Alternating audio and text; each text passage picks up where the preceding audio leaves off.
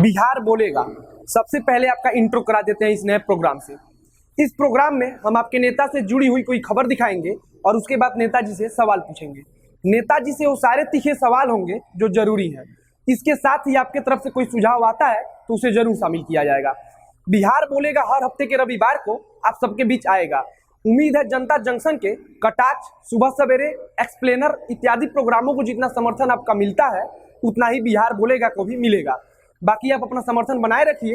जनता junction सत्ता के भूखे नेताओं से आंख में आंख डालकर सवाल पूछता रहेगा। अब आज का खबर शुरू करते हैं। उससे पहले अपना नाम बता देता हूं। नमस्कार, मेरा नाम है मोहित कुमार सिंह और आप देख रहे हैं जनता जंक्शन। नीतीश कुमार जी ने इधर ऐलान किया कि अब दलितों की हत्या होने पर उसके परिवार के किसी एक सदस्य को सरकार के तरफ से सरकारी नौकरी दी जाएगी। इसके लिए नियम बनाने का भी आदेश दे दिया गया है। अब कल इस ऐलान के कुछ घंटों बाद 2 महादलितों की हत्या कर दी गई। वो भी जानते हैं कहां से? उनके घर से खींचकर। घटना बिहार के पूर्णिया जिले की है।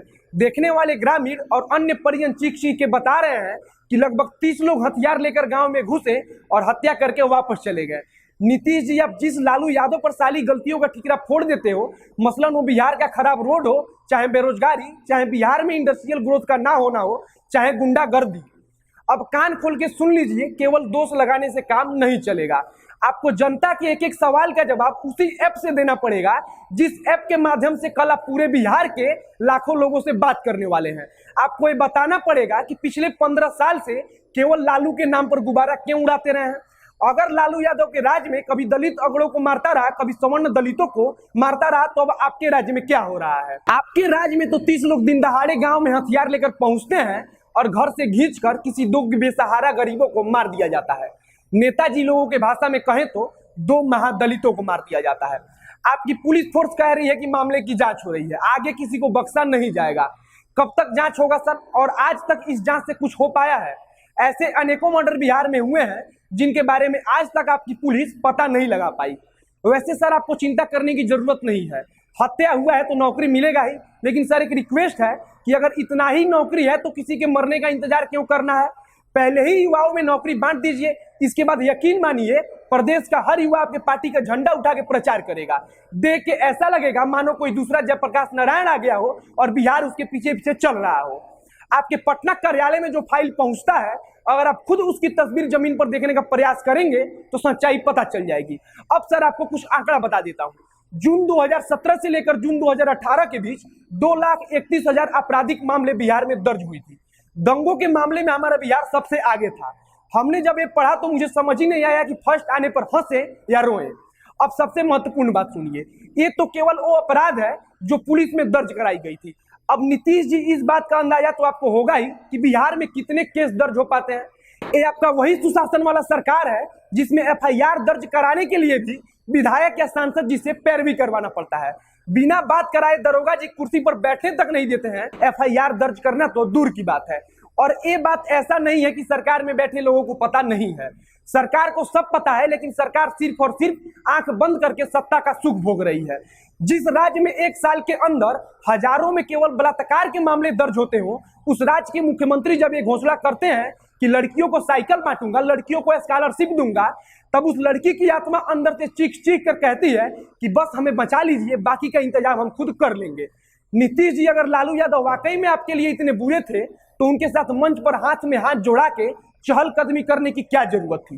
कल हमने एक वीडियो बनाया था, उसमें मैंने अरवल जिले के अय्यारा गांव के रहने वाले नीतीश का वीडियो दिखाया था।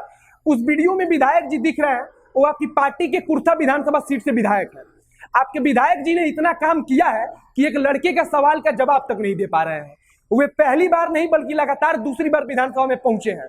अब इस बार भी उनको टिकट मिलने का पूरा चांस है। इसके लिए जनसंपर्क भी शुरू कर दिया है।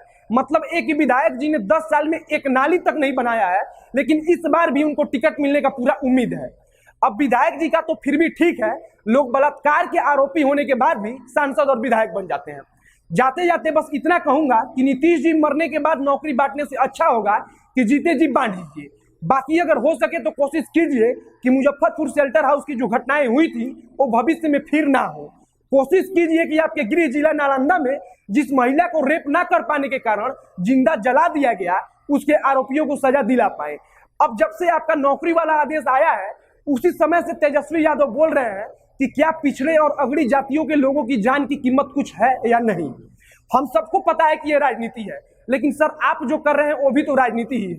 कोशिश कीजिए कि हत्या रुके, और इसका एक ही उपाय है, रोजगार।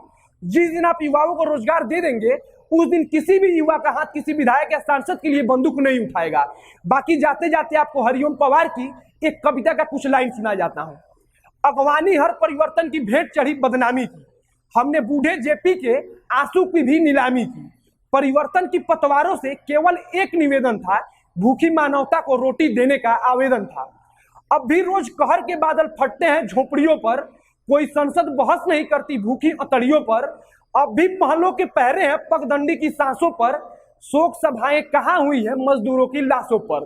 निर्धनता का खेल देखिए काला हांडी में जाकर, निर्धनता का खेल देखिए काला हांडी में जाकर, बेच रही है माँ बेटी को भूख प्यास से अकुलाकर। यहाँ बचपना और जवानी गम में रोज बुढ़ाती है, माँ बेटे की लाशों पर आंचल का कफन उड़ाती है। जब तक बंद तिजोरी में मेहनत कस की आजादी है, तब तक हम हर सिंहासन को अपराधी बतलाएंगे। बागी हैं हम इनकलाब के गीत सुनाएंगे। इसी के साथ आज का वीडियो समाप्त करते हैं। बाकी आप अपना समर्थन दिखाते रहिए, वीडियो को ज्यादा से ज्यादा शेयर कीजिए, फेसबुक पर देख रहे हैं तो लाइक कीजिए, यूट्यूब पर देख रहे हैं तो चैनल को सब्सक्राइब कीजिए। धन्यवाद।